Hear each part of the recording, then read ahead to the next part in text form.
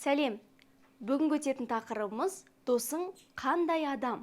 Мына сөздерді есіңде сақта. Қандай? Қысқа, ұзын. Толық, арық. Тез, баяу. Еңбекқор, жалқау. Аз, көп. Жақын, алыс. Үлкен, кішкентай. Кір, таза. Әдемі, ұсқынсыз. Ендігі тапсырма. Арық па, толық па? Дұрыс, толық. Ұзын ба, қысқа ма? Дұрыс, ұзын. Көзілдірік кірме, таза ма? Дұрыс, кір. Қалам аз ба, көп пе? Дұрыс, көп. Жалқау ма, еңбекқор ма? Дұрыс, жалқау. Асан әдемі ме, ұсқынсыз ба? Дұрыс, әдемі. Үлкен бе, кішкентай ма?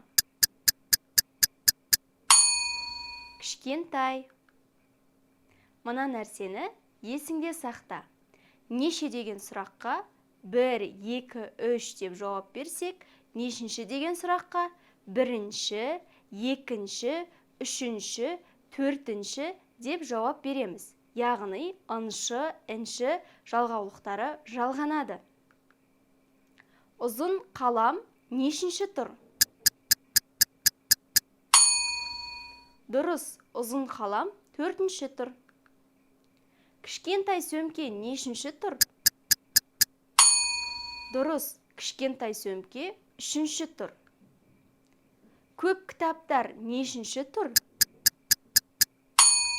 Дұрыс, көп кітаптар 2-ші тұр. Мәтінді мұқият тыңда. Оның аты Әли. Ол 2-ші курста оқиды. Мамандығы қаржыгер. Әли бойы қысқа, арық, тез сөйлейтін, баяу жүретін және еңбекқор адам. Енді сұрақтарға жауап бер. Әли қандай адам? Жалқау ма, еңбекқор ма? Дұрыс, Әли еңбекқор. Әлидің бойы ұзын ба, қысқа ма?